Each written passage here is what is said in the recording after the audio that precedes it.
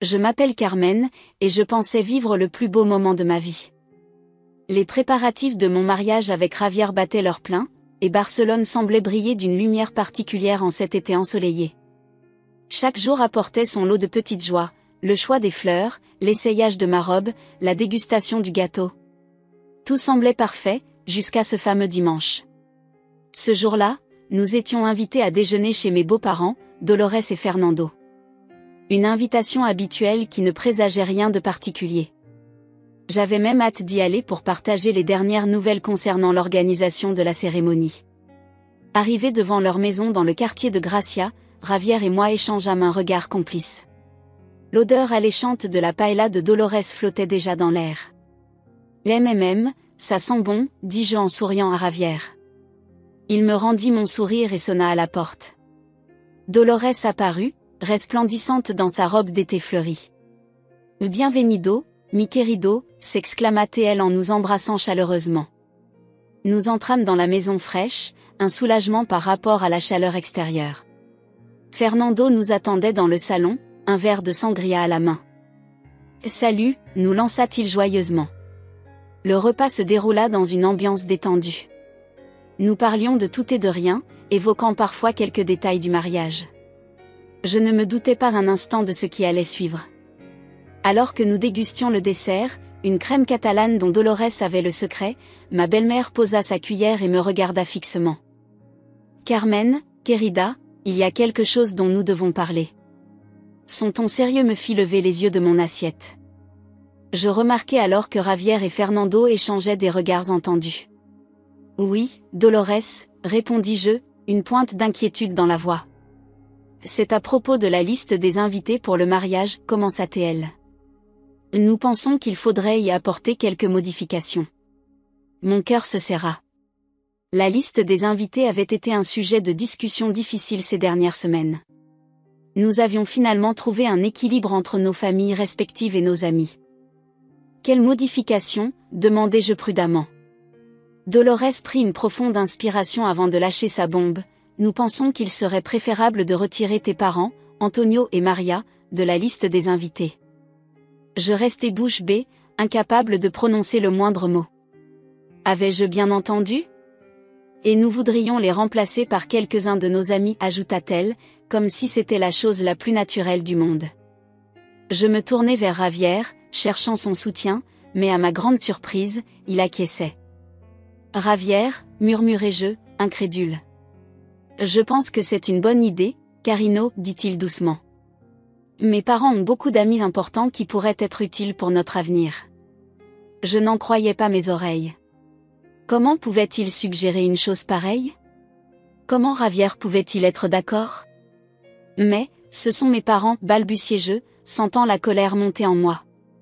Nous comprenons, Carmen, intervint Fernando. Mais tu dois penser à l'avenir de ta nouvelle famille. Ces connexions pourraient être cruciales pour la carrière de Javier. Je regardais tour à tour ces trois visages qui me fixaient, attendant ma réaction. Comment en étions-nous arrivés là ? Il y a encore quelques minutes, nous rions et parlions joyeusement de notre futur bonheur. Qu'en penses-tu, querida ? Demanda Dolores, un sourire encourageant aux lèvres. Mon esprit tournait à toute vitesse. Je voulais crier, protester, leur dire à quel point cette idée était absurde et blessante. Mais les mots restaient coincés dans ma gorge. Je sentais le regard de Javier sur moi, et pour la première fois, je ne reconnaissais pas l'homme que j'aimais. Finalement, dans un murmure à peine audible, je répondis « Ok ». Ce simple mot semblait avoir vidé tout l'air de mes poumons. Dolores frappa dans ses mains, ravie. « Parfait. Je savais que tu comprendrais, Carmen. Tu es vraiment une fille en or. » Javier me prit la main et la serra doucement, comme pour me remercier. Mais je ne ressentais que du froid. Le reste de l'après-midi passa dans un brouillard. Je souriais et acquiesçais mécaniquement pendant que Dolores énumérait les noms de ses amis importants qui prendraient la place de mes parents. Chaque nom était comme un coup de poignard dans mon cœur. Sur le chemin du retour, dans la voiture, un silence pesant s'installa entre Javier et moi. Il tenta de le briser, « Tu as été formidable, mi amor. Je sais que ce n'était pas facile, mais tu verras, c'est pour notre bien. » Je tournai la tête vers la fenêtre, regardant défiler les rues de Barcelone sans vraiment les voir. Dans mon esprit, une tempête faisait rage. Comment allais-je annoncer cela à mes parents? Comment pourrais-je me regarder dans le miroir après avoir accepté une telle chose? Une fois rentré dans notre appartement, je m'enfermai dans la salle de bain, prétextant vouloir prendre un bain. En réalité, j'avais besoin d'être seule, de laisser libre cours à mes émotions. Les larmes que j'avais retenues toute l'après-midi coulèrent enfin. Assise sur le bord de la baignoire, je repensais à tous les moments partagés avec mes parents. Les Noëls en famille, les encouragements lors de mes examens, leur fierté quand j'ai obtenu mon diplôme. Et maintenant, je devrais leur dire qu'ils ne seraient pas là pour le jour le plus important de ma vie. La colère commença à remplacer la tristesse. Comment Javier avait-il pu accepter cela? Comment avais-je pu dire OK? Ce n'était pas moi. Ce n'était pas le mariage dont j'avais rêvé. Je sortis mon téléphone et composai le numéro de ma meilleure amie, Sofia. Carmen? Tout va bien, demanda-t-elle, inquiète par mon appel tardif. Sofia, j'ai besoin de ton aide, dis-je d'une voix tremblante. Je crois que je viens de faire une énorme erreur. Pendant l'heure qui suivit, je lui racontai tout. La proposition de Dolores, l'accord de Javier, ma réponse stupide. Dios mio, Carmen. C'est insensé. Tu ne peux pas accepter ça. Je sais, murmurai-je. Mais que puis-je faire maintenant? Il y eut un silence à l'autre bout de la ligne, puis Sofia reprit, tu dois leur parler. À Javier d'abord. S'il t'aime vraiment, il comprendra que c'est inacceptable. Je savais qu'elle avait raison, mais l'idée de confronter Javier me terrifiait. Et si je découvrais que l'homme que j'aimais avait complètement changé? Et si ça ne marche pas, demandai-je, la voix tremblante. Là alors, ma chérie, tu devras prendre une décision difficile. Mais rappelle-toi, tu mérites mieux que ça. Tes parents méritent mieux que ça. Après avoir raccroché, je restai longtemps assise sur le sol de la salle de bain, réfléchissant à ce que je devais faire. Une chose était sûre, je ne pouvais pas laisser les choses en l'état. Finalement, je me levai, pris une profonde inspiration et ouvris la porte. Javier était assis dans le salon, regardant distraitement la télévision. Javier, dis-je d'une voix que je voulais ferme. Il faut qu'on parle. Il leva les yeux vers moi, surpris par mon ton. Qu'y a-t-il, Carino? Je m'assis en face de lui, le cœur battant. Je ne peux pas exclure mes parents de notre mariage. C'est hors de question. Son visage se ferma. Carmen, nous en avons déjà discuté. C'est pour notre avenir. Notre avenir, répétai-je, incrédule. Quel genre d'avenir construisons-nous si nous commençons par exclure ma famille? Nous passâmes des heures à discuter, à argumenter, parfois même à crier. Mais plus la conversation avançait, plus je réalisais que Javier avait changé. Ou peut-être que je le voyais enfin tel qu'il était réellement. Cette nuit-là, allongé dans notre lit, Javier dormant paisiblement à côté de moi, je pris ma décision. Je ne pouvais pas continuer ainsi. Je méritais mieux. Mes parents méritaient mieux. Le lendemain matin, alors que le soleil se levait sur Barcelone, j'étais déjà éveillé, mon esprit en ébullition. Une idée folle commençait à germer dans mon esprit. Une idée qui allait tout changer. Les jours qui suivirent cette terrible discussion furent un véritable supplice. Je me levais chaque matin avec un poids sur la poitrine, sachant que je devais jouer la comédie. Javier semblait avoir oublié notre dispute, vaquant à ses occupations comme si de rien n'était. Quant à Dolores, elle m'appelait presque quotidiennement pour me parler des préparatifs, mentionnant avec enthousiasme ses amis qui allaient assister au mariage. Chaque fois que j'entendais sa voix, mon estomac se nouait. Mais en secret, mon esprit bouillonnait. Je ne pouvais pas accepter cette situation. Je ne pouvais pas me marier sans mes parents. Plus j'y pensais, plus je réalisais que ce mariage, tel qu'il se profilait, n'était pas celui dont j'avais rêvé. Ce n'était pas le début d'une nouvelle vie, mais la fin de tout ce en quoi je croyais. Un matin, alors que Javier était parti travailler, je pris mon courage à deux mains et appelai mes parents. Ma mère décrocha, sa voix chaleureuse me réconfortant instantanément. « Carmen, mi hija. Quelle joie de t'entendre. Je sentis les larmes me monter aux yeux. Comment avais-je pu ne serait-ce qu'envisager de les exclure de mon mariage? Maman, dis-je, la voix tremblante, il faut que je vous parle, à toi et à papa. C'est important. Il y eut un silence à l'autre bout de la ligne, puis ma mère reprit, son ton devenu sérieux, bien sûr, ma chérie. Que se passe-t-il? Tu nous inquiètes. Je préfère vous en parler en personne. Vous pouvez venir à Barcelone ce week-end? 2 jours plus tard, j'étais assise dans un petit café discret du quartier de Helborn, attendant nerveusement l'arrivée de mes parents. J'avais prétexté une journée shopping entre filles avec Sofia pour échapper à la vigilance de Javier. Quand je vis mes parents franchir la porte du café, mon cœur se serra. Ils semblaient inquiets, leur visage marqué par l'appréhension. Je me levai pour les embrasser, les serrant fort contre moi. Carmen, dit mon père en me regardant dans les yeux, dis-nous ce qui ne va pas. Nous nous assîmes, et je pris une profonde inspiration. Puis, les mots commencèrent à couler.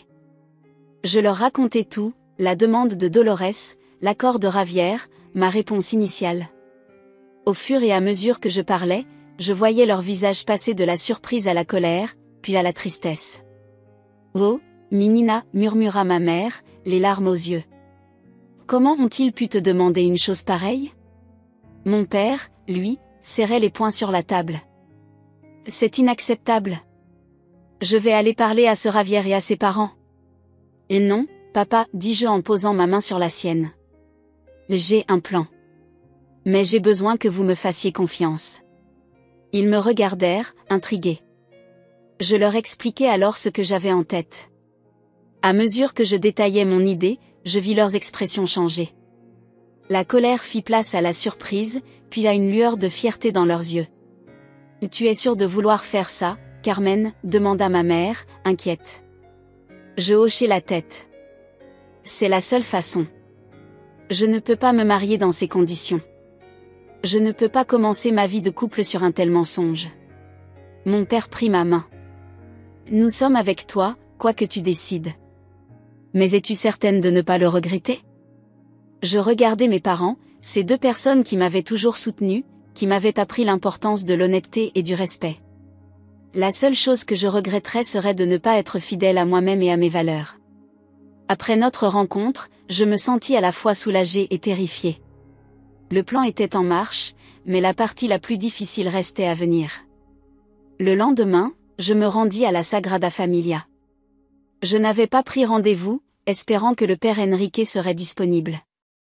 Par chance, je le trouvai dans son bureau. « Carmen !» s'exclama-t-il en me voyant. « Quelle surprise! Le grand jour approche, n'est-ce pas ?» Je m'assis en face de lui, le cœur battant. « Père Enrique, j'ai besoin de votre aide. » Il dut sentir la gravité dans ma voix, car son expression devint immédiatement sérieuse. « Que se passe-t-il, mon enfant ?» Pendant l'heure qui suivit, je lui racontai tout. La demande de Dolores, ma décision, mon plan. Le père Enrique m'écouta attentivement, sans m'interrompre. Quand j'eus fini, il resta silencieux un long moment, semblant peser chacun de mes mots. « Carmen, dit-il finalement, ce que tu me demandais, peu orthodoxe. » Je baissai les yeux, sentant l'espoir me quitter. Mais il continua, « Cependant, le mariage est un sacrement d'amour et de vérité. Ce que tu proposes, bien que radical, est en accord avec ces principes. » Je relevai la tête, n'osant y croire. « Alors, vous acceptez de m'aider ?» Il hocha lentement la tête. « Oui, Carmen. Je t'aiderai. Mais es-tu certaine de vouloir aller jusqu'au bout? Les conséquences seront importantes. » J'en suis consciente, père. Mais je ne peux pas commencer ma vie conjugale sur un mensonge. Nous passâmes l'heure suivante à peaufiner les détails de mon plan. Quand je quittais l'église, je me sentais à la fois terrifiée et soulagée. Le plus dur restait à faire, mais au moins, j'avais des alliés. Les semaines qui suivirent furent un véritable exercice d'équilibriste. Je devais continuer à jouer le jeu, à sourire aux commentaires de Dolores sur les invités, à acquiescer aux décisions de Javier concernant la cérémonie. Chaque jour était une épreuve, chaque conversation un défi pour ne pas craquer et tout révéler. Sofia fut d'un soutien inestimable pendant cette période. Elle était la seule, en dehors de mes parents et du père Enrique, à connaître mon plan. Elle m'écoutait quand j'avais besoin de parler, me réconfortait quand le doute m'assaillait. « Et tu es la femme la plus courageuse que je connaisse », me dit-elle un soir, alors que nous étions assises sur mon balcon, regardant le soleil se coucher sur Barcelone. « Je ne sais pas si j'aurais eu la force de faire ce que tu fais. » Je souris tristement. « J'ai peur, Sofia. Et si je me trompais ? Si je faisais la plus grosse erreur de ma vie ? » Elle prit ma main dans la sienne. « Carmen, écoute-moi. L'erreur serait de te marier avec un homme qui ne te respecte pas, qui ne respecte pas ta famille. Tu mérites mieux que ça. » Ces mots résonnèrent en moi, me rappelant pourquoi j'avais pris cette décision en premier lieu. À mesure que le jour J approchait, mon anxiété montait en flèche. Je dormais mal, mangeais peu. Javier remarqua mon état, l'attribuant au stress des préparatifs. Il essayait d'être attentionné, ce qui ne faisait qu'augmenter ma culpabilité. Parfois, je le regardais dormir et je me demandais comment nous en étions arrivés là. Comment l'homme que j'aimais avait pu changer au point de me demander d'exclure mes parents de notre mariage ? La veille du grand jour, alors que je finalisais les derniers détails avec Sofia, mon téléphone sonna. C'était ma mère. « Carmen, ma chérie, dit-elle, sa voix trahissant son émotion. Ton père et moi, nous voulions juste te dire que nous sommes fiers de toi. Quoi qu'il arrive demain, nous serons toujours là pour toi. » Ces mots me donnèrent la force dont j'avais besoin. Je raccrochai, déterminée. Demain serait le jour le plus important de ma vie, mais pas pour les raisons que tout le monde imaginait. Cette nuit-là, allongée dans mon lit, Javier dormant paisiblement à côté de moi, je repensais à tout le chemin parcouru. À la jeune femme naïve que j'étais quelques semaines plus tôt, qui pensait que l'amour pouvait tout surmonter. À la femme que j'étais devenue, prête à se battre pour ses valeurs, pour sa famille. Demain, tout changerait. Demain, je prendrais ma vie en main. Le sommeil me fuyait, mon esprit tournant et retournant chaque détail du plan. Avais-je tout prévu ? N'avais-je rien oublié ? Et surtout, aurais-je le courage d'aller jusqu'au bout ? Alors que l'aube pointait à l'horizon, colorant le ciel de Barcelone de teintes rosées, je me levai doucement, faisant attention à ne pas réveiller Javier. Je m'approchai de la fenêtre et regardai la ville s'éveiller. Dans quelques heures, je marcherai vers l'autel de la Sagrada Familia. Mais ce ne serait pas pour dire oui. Ce serait pour dire non. Non à un mariage sans amour véritable. Non à une vie de compromis et de mensonges. Je pris une profonde inspiration, sentant une étrange sérénité m'envahir. Quoi qu'il arrive aujourd'hui, je savais que je prenais la bonne décision. Pour la première fois depuis des semaines, je me sentais en paix avec moi-même. À mesure que le grand jour approchait, l'atmosphère autour de moi devenait de plus en plus étouffante. Chaque minute qui passait semblait alourdir l'air, le rendant presque irrespirable. Je me sentais comme une actrice jouant le rôle le plus difficile de sa carrière, forcée de porter un masque en permanence. Dolores, ma future belle-mère, était dans son élément.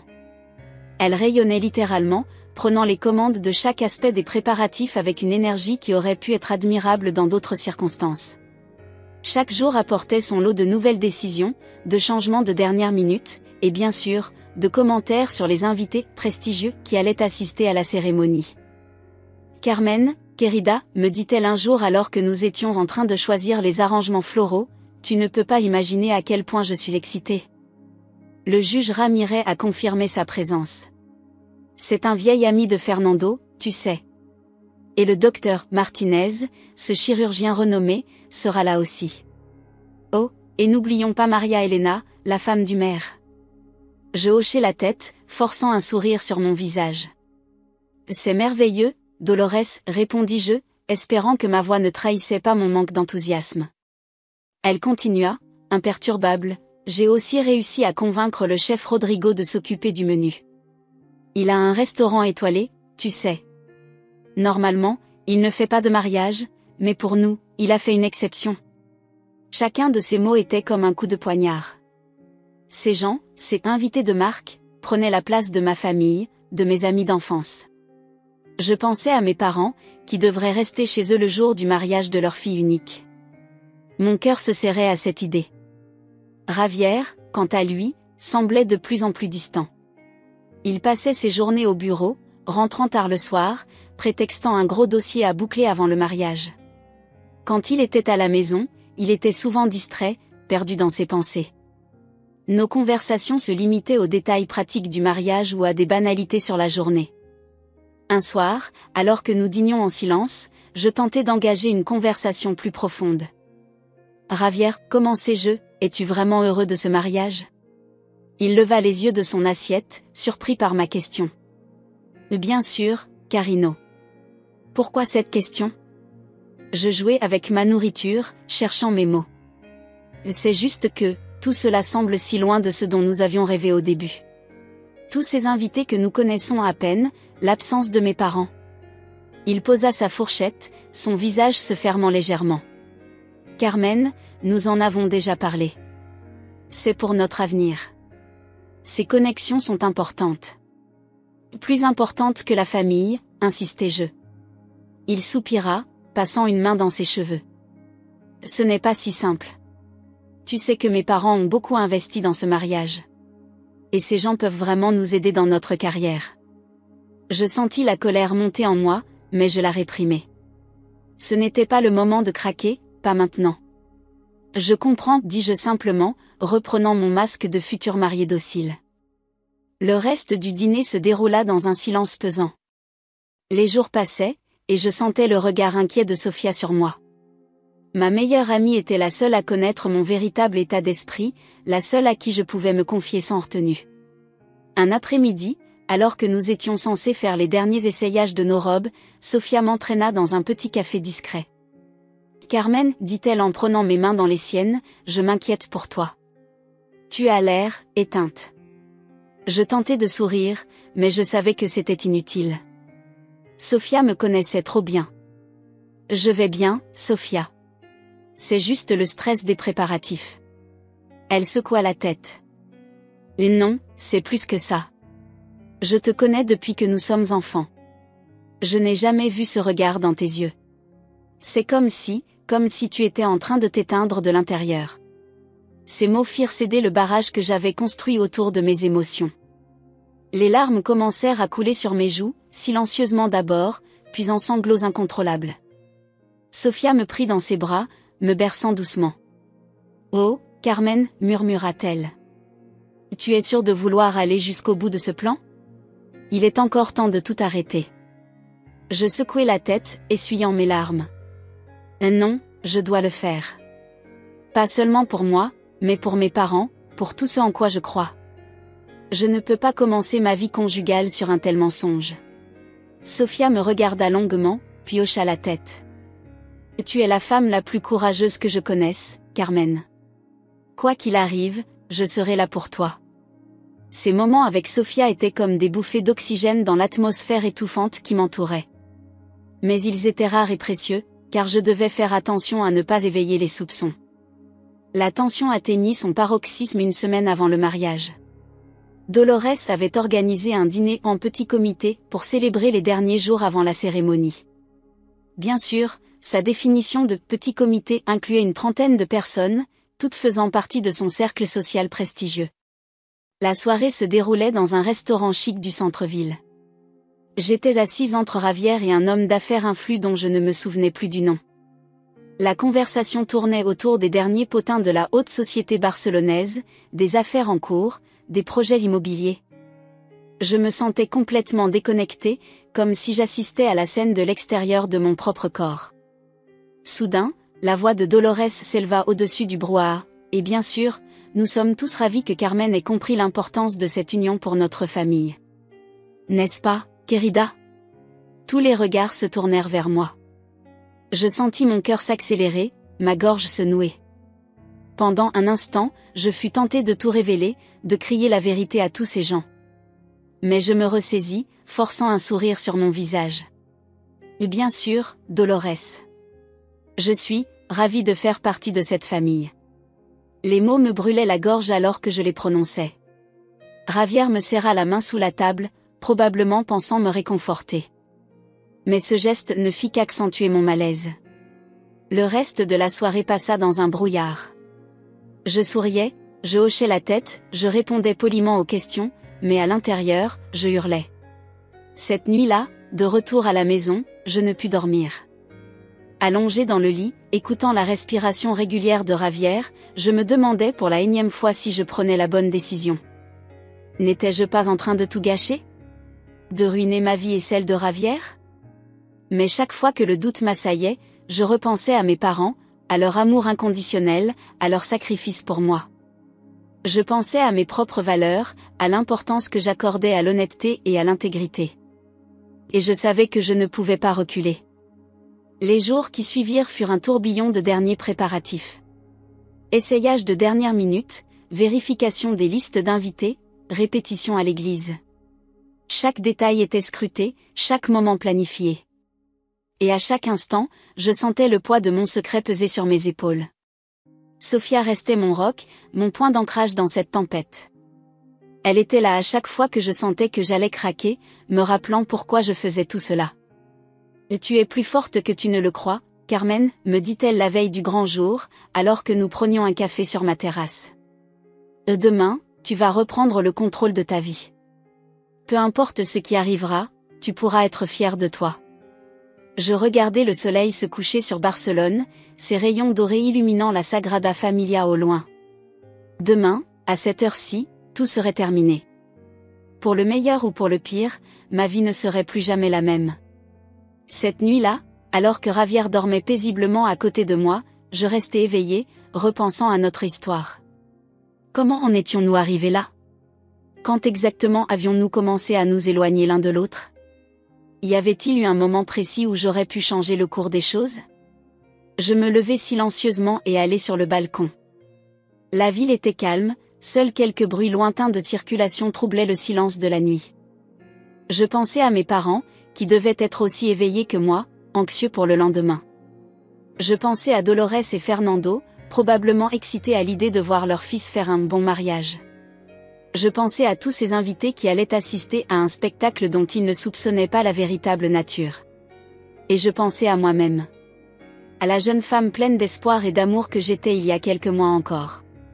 À la femme que j'étais devenue, prête à tout risquer pour rester fidèle à elle-même.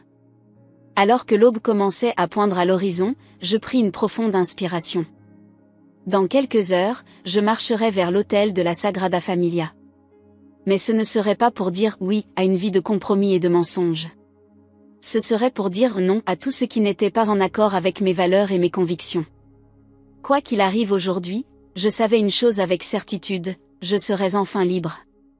L'aube se leva sur Barcelone, baignant la ville d'une lumière dorée. C'était le jour J, le jour que j'avais à la fois redouté et attendu avec impatience. Je me tenais devant la fenêtre de ma chambre d'hôtel, observant la ville s'éveiller, sentant mon cœur battre la chamade dans ma poitrine. La nuit précédente, suivant la tradition, j'avais dormi séparément de Ravière. Cette solitude m'avait permis de rassembler mes pensées et de renforcer ma détermination. Maintenant, alors que le soleil montait dans le ciel, je savais qu'il n'y avait plus de retour en arrière possible. Un coup discret à la porte me tira de mes réflexions. C'était Sophia, déjà habillée de sa robe de demoiselle d'honneur, un sourire encourageant sur les lèvres. « Prête pour le grand jour ?» demanda-t-elle doucement en entrant dans la chambre. Je pris une profonde inspiration. Aussi prête que je peux l'être. Elle s'approcha et me prit dans ses bras. « Tu es la femme la plus courageuse que je connaisse, Carmen. Quoi qu'il arrive aujourd'hui, je suis fière de toi. » Ces mots me réconfortèrent, me donnant la force dont j'avais besoin pour affronter ce qui allait suivre. Les heures suivantes passèrent dans un tourbillon de préparatifs. La coiffeuse et la maquilleuse arrivèrent, transformant mon visage tendu en celui d'une mariée radieuse. Chaque coup de pinceau, chaque épingle à cheveux semblait me rapprocher un peu plus de l'inévitable. Dolores fit son entrée dans la chambre alors que j'enfilais ma robe de mariée. Elle rayonnait littéralement, ses yeux brillants d'excitation. « Oh, Carmen !» s'exclama-t-elle en me voyant. « Tu es absolument magnifique. Ravière va être éblouie. » Je forçai un sourire, sentant mon estomac se nouer. « Merci, Dolores. » Elle s'affaira autour de moi, ajustant un pli ici, lissant un ruban là. J'ai tellement hâte que tu fasses officiellement partie de notre famille, dit-elle en me prenant les mains. Et tu verras, ce sera le plus beau jour de ta vie. Si seulement elle savait. Le trajet jusqu'à la Sagrada Familia se fit dans un silence tendu. Je regardais par la fenêtre de la limousine, observant les rues familières de Barcelone défiler. Chaque mètre nous rapprochait de l'église, et je sentais mon cœur s'accélérer. Lorsque nous arrivâmes enfin, je fus presque submergé par la vue de la magnifique cathédrale se dressant devant moi. La Sagrada Familia, avec ses tours élancées et ses façades ornées, semblait me narguer, me rappelant l'importance de ce qui allait se passer à l'intérieur. Une foule de photographes et de curieux s'était rassemblée devant l'entrée. Les flashs crépitaient alors que je sortais de la voiture, Sofia et les autres demoiselles d'honneur m'entourant protectivement. « Ça va aller » murmura Sofia en me serrant brièvement la main. J'acquiesçai imperceptiblement, prenant une profonde inspiration avant de commencer à gravir les marches de l'église. À l'intérieur, le brouhaha des invités qui s'installaient me parvint. Je pouvais entendre l'excitation dans leur voix, l'anticipation de ce qu'ils pensaient être un mariage de conte de fées. Si seulement ils savaient. Le père Enrique vint me saluer discrètement avant que je ne prenne ma place pour l'entrée. Ses yeux croisèrent les miens, et je vis la compréhension dans son regard. Il savait ce qui allait se passer, et je sentis une vague de gratitude pour son soutien silencieux. « Que Dieu te donne la force, mon enfant » murmura-t-il avant de retourner à l'autel. Les premières notes de la marche nuptiale résonnèrent dans la cathédrale. C'était le signal. Le moment était venu. Les portes s'ouvrirent, et soudain, tous les regards se tournèrent vers moi. Je commençai à avancer, seul, le long de l'allée centrale. Chaque pas semblait durer une éternité. Je pouvais sentir les yeux de centaines de personnes sur moi, entendre les murmures d'admiration, voir les sourires sur les visages des invités. Mais je ne voyais vraiment qu'une seule chose, Javier, debout à l'autel, m'attendant avec un sourire radieux. Pour un bref instant, en le voyant ainsi, je fus tenté d'abandonner mon plan. Peut-être pourrions-nous être heureux, malgré tout ? Mais alors, mes yeux balayèrent l'assemblée, et je réalisai que je ne reconnaissais presque personne. Tous ces visages étrangers, ces amies importantes de Dolores et Fernando, avaient pris la place de ma famille, de mes amis. Et l'absence criante de mes parents me frappa de plein fouet, ravivant ma détermination. J'arrivai enfin à l'hôtel. Javier me prit la main, son sourire plus large que jamais. « Tu es magnifique » murmura-t-il. Le père Enrique commença la cérémonie. Ces mots semblaient venir de très loin, comme si j'étais sous l'eau. Mon cœur battait si fort que j'étais sûr que tout le monde pouvait l'entendre. Nous sommes réunis ici aujourd'hui pour unir cet homme et cette femme dans les liens sacrés du mariage. Je regardais Javier, essayant de graver son visage dans ma mémoire. Malgré tout ce qui s'était passé, une partie de moi l'aimait encore. Mais je savais maintenant que cet amour n'était pas suffisant. Pas quand il venait au prix de mes principes, de ma famille. Le père Enrique continua la cérémonie, mais je n'entendais plus ses paroles. Dans ma tête, je répétais ce que j'allais dire, me préparant pour le moment crucial. Finalement, le moment arriva. Le père Enrique se tourna vers moi. « Carmen, acceptez-vous de prendre Javier comme époux légitime, de l'aimer et de le chérir, dans la joie comme dans la peine, dans la richesse comme dans la pauvreté, dans la santé comme dans la maladie, jusqu'à ce que la mort vous sépare ?» Le silence qui suivit était assourdissant. Je pouvais sentir tous les yeux sur moi, l'attente palpable dans l'air. Javier me regardait, son sourire commençant à vaciller face à mon hésitation. Je pris une profonde inspiration. C'était maintenant ou jamais. Je ne peux pas. Ces trois mots semblèrent résonner dans toute la cathédrale. Un murmure choqué parcourut l'assemblée. Le visage de Javier passa de la confusion à l'incrédulité. « Carmen » murmura-t-il, la voix tremblante. Je me tournai pour faire face à l'assemblée, sentant une étrange calme m'envahir. « Je suis désolé, mais je ne peux pas faire ça. Je ne peux pas commencer notre vie ensemble sur un mensonge. » Les murmures s'intensifièrent. Du coin de l'œil, je vis Dolores se lever brusquement, le visage pâle. « Il y a quelques semaines, continuai-je, ma voix devenant plus forte, on m'a demandé de retirer mes parents de la liste des invités pour faire de la place à des relations importantes. On m'a dit que c'était pour notre avenir, pour notre carrière. Mais quel avenir peut-on construire en excluant ceux qu'on aime? Je me tournai vers Ravière, les larmes aux yeux. Je t'aime, Ravière. Mais je ne peux pas être la femme que ta famille veut que je sois. Je ne peux pas renier mes valeurs, ma famille, pour des connexions sociales. Le chaos éclata dans l'église. Les gens se levaient, parlaient fort, certains semblaient indignés, d'autres confus. Dolores s'avança vers moi, le visage déformé par la colère. « Comment oses-tu, siffla-t-elle. Après tout ce que nous avons fait pour toi. » Mais avant qu'elle ne puisse continuer, les portes de l'église s'ouvrirent en grand. Mes parents entrèrent, suivis de mes amis les plus proches. Le silence tomba brusquement sur l'assemblée. « Papa, maman, dis-je, sentant un poids énorme quitter mes épaules. » Ils s'avancèrent vers moi, ignorant les regards choqués. Ma mère me prit dans ses bras, murmurant des mots de réconfort. Je me tournai une dernière fois vers Ravière, qui n'avait pas bougé, figée sur place. « Je suis désolée, Ravière. J'espère qu'un jour tu comprendras. » D'un geste lent, j'ôtai mon voile et le déposai sur l'autel. Puis, sous le regard ébahi de toute l'assemblée, je descendis les marches de l'autel, main dans la main avec mes parents. En passant devant Sophia, je vis les larmes dans ses yeux, mais aussi la fierté. Elle me fit un petit signe de tête encourageant. Le trajet jusqu'aux portes de l'église me parut interminable. Je pouvais sentir tous les regards sur moi, entendre les murmures choqués, les exclamations indignées. Mais étrangement, je me sentais plus légère que je ne l'avais été depuis des semaines. Lorsque nous franchîmes enfin les portes de la Sagrada Familia, la lumière du soleil m'éblouit momentanément. L'air frais sur mon visage était comme une bouffée de liberté. Nous descendîmes les marches, ignorant les photographes qui s'agitaient frénétiquement autour de nous. Au bas des escaliers, un taxi nous attendait, Sophia avait pensé à tout. Alors que nous montions dans la voiture, je jetai un dernier regard à la majestueuse cathédrale. Une partie de moi était triste de ce qui aurait pu être. Mais une autre partie, plus forte, savait que j'avais fait le bon choix.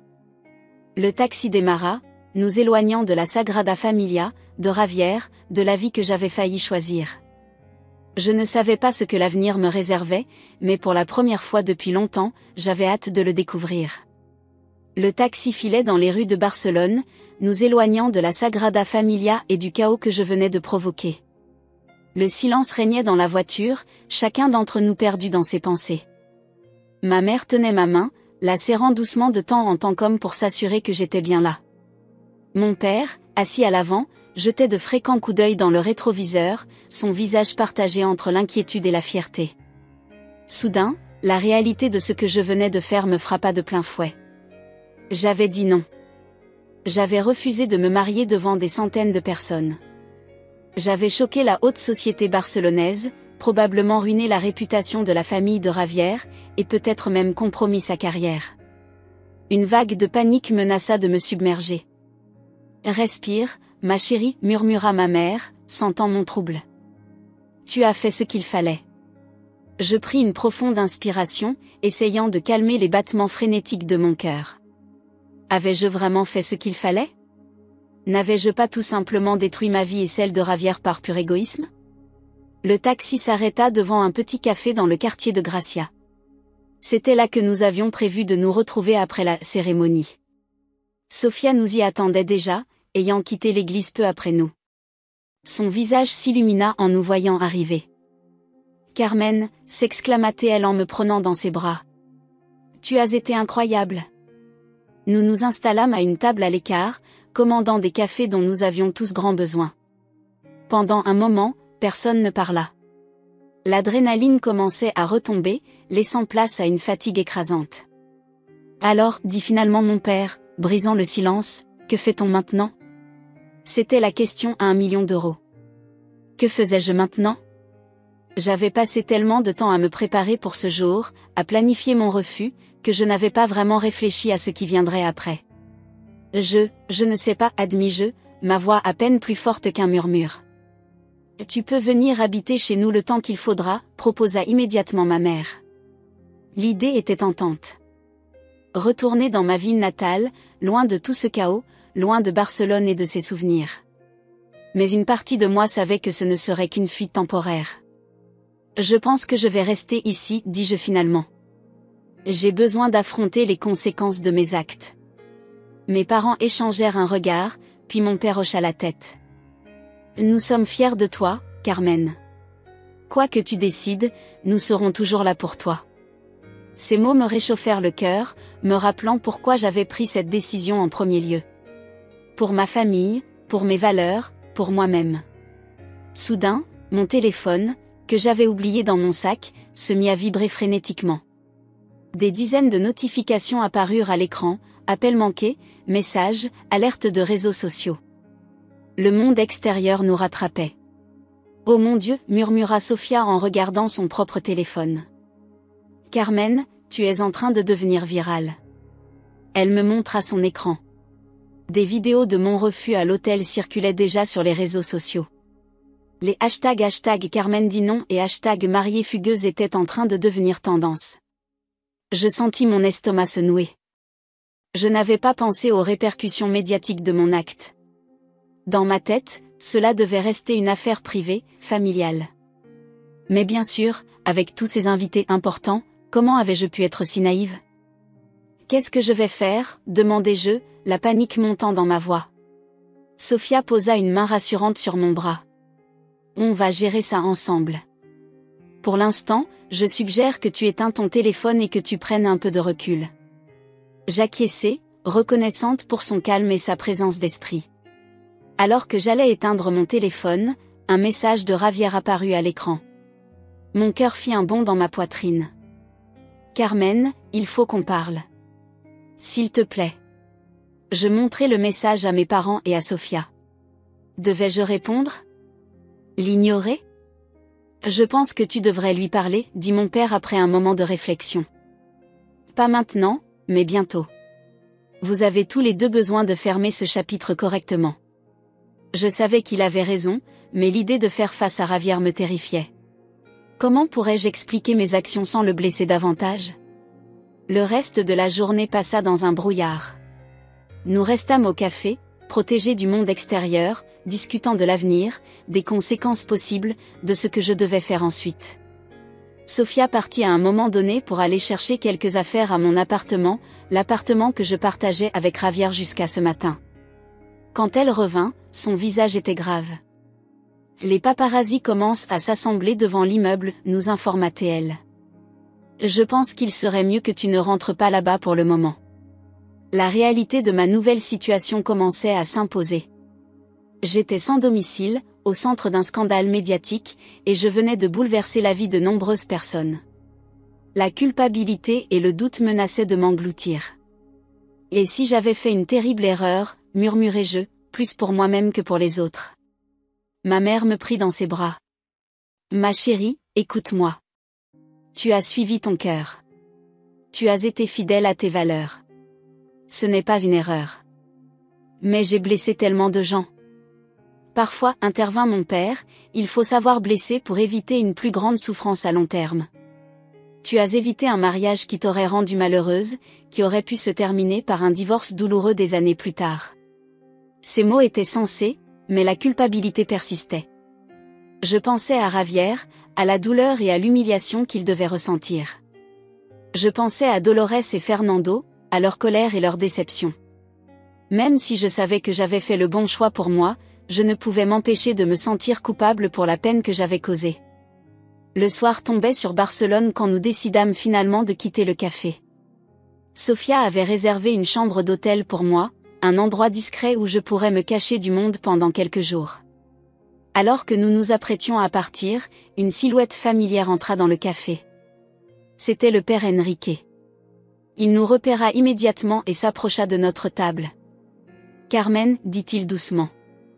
Je suis heureux de vous avoir trouvé. » Je me raidis, m'attendant à des reproches, mais son visage n'exprimait que de la compassion. « Je voulais vous dire, continua-t-il, que vous avez fait preuve d'un grand courage aujourd'hui. Le mariage est un sacrement d'amour et de vérité.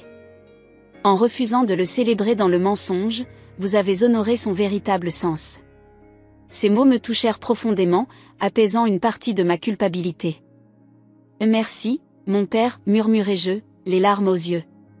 Il posa une main bienveillante sur mon épaule.